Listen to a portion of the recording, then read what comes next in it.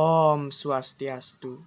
Perkenalkan, nama saya Imadi Liawan Satrio Negara dari kelas 11 IPS 1, absen 16. Di sini saya mendapatkan materi tentang masa pemerintahan Republik Batak. Pada tahun 1795, di Belanda terjadi perubahan, yaitu muncul kelompok yang menamakan dirinya kaum patriot. Kaum patriot tersebut terpengaruh oleh semboyan revolusi Prancis, yaitu liberté atau kemerdekaan, égalité atau persamaan, dan fraternité atau persaudaraan. Kaum patriot menghendaki perlunya negara kesatuan.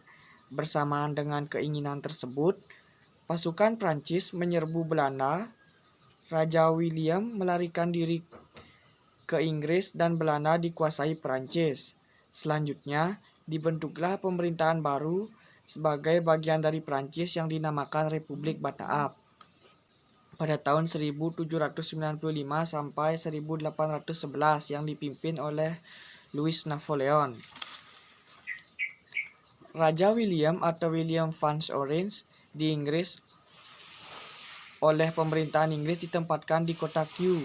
Selanjutnya, Raja William mengeluarkan perintah yang terkenal dengan surat-surat Kew yang isinya agar para penguasa di negeri jajahan Belanda menyerahkan wilayahnya kepada Inggris dan bukan kepada Prancis. Pihak Prancis dan Republik Batak juga tidak ingin ketinggalan untuk segera mengambil alih seluruh daerah bekas kekuasaan VOC di Kepulauan Nusantara.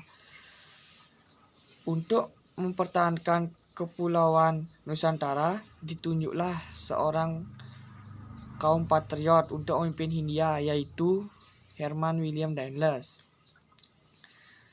Pemerintahan Herman William Daniels pada tahun 1808 sampai 1811. Yang pertama, dalam bidang pertahanan dan keamanan. 1. Membangun Jalan Raya Anyer atau Jawa Barat, sekarang Provinsi Banten, sampai Penarukan, ujung timur Pulau Jawa, sepanjang kurang lebih 1.100 km. Yang kedua, membangun benteng pertahanan seperti benteng Mr. Cornelis. Yang ketiga, membangun pangkalan angkatan laut di Anyer dan ujung Kulon. Dan pembangunan ini dapat dikatakan belum selesai. Yang kedua, dalam bidang politik dan pemerintahan. Yang satu, kekuasaan raja-raja di Nusantara dibatasi secara ketat. Yang kedua, Daniels memerintah secara sentralistik yang kuat dengan membagi Pulau Jawa menjadi 23 wilayah besar yang kemudian dikenal dengan kepresidenan.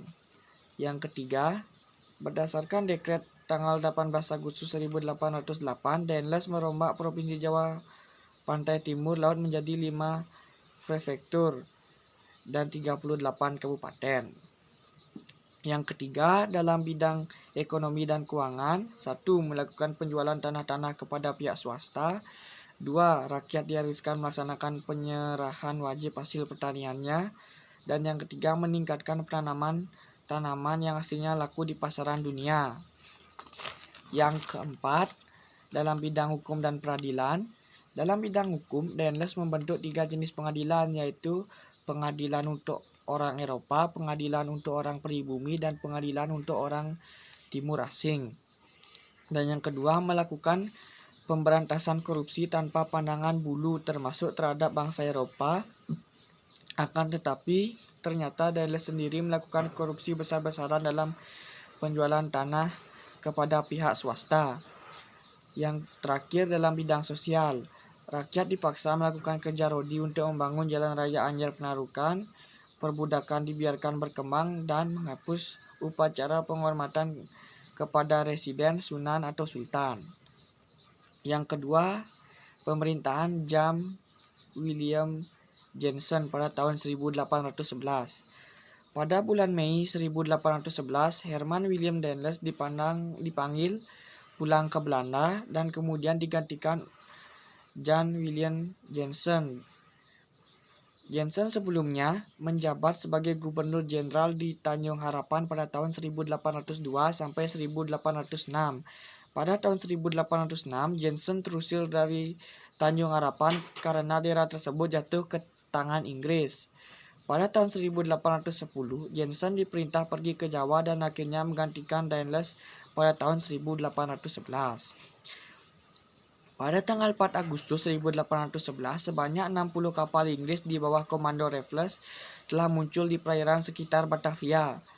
Pada tanggal 26 Agustus 1811, Batavia akhirnya jatuh ke tangan Inggris. Jensen berusaha menyingkir ke Semarang dan bergabung dengan Legiun Mangkunegara dan prajurit-prajurit dari Yogyakarta dan Surakarta. Namun, pasukan Inggris lebih kuat dan berhasil memukul mundur Jensen dan pasukannya. Jensen mundur ke Salatiga dan akhirnya menyerah di Tuntang. Penyerahan Jensen tersebut secara resmi ke pihak Inggris dengan ditandainya adanya kapitulasi Tuntang pada tanggal 18 September 1811. Dengan ditandatanganinya perjanjian tersebut, Indonesia menjadi jajahan Inggris. Adapun isi kapitulasi Tuntang adalah sebagai berikut. Yang pertama, seluruh Jawa dan sekitarnya diserahkan kepada Inggris.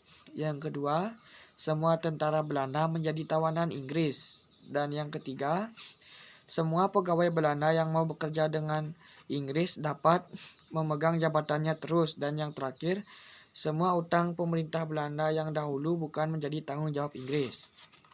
Sekian yang bisa saya sampaikan. Saya akhiri dengan Parama Santi. Om Santi Santi Santi Om.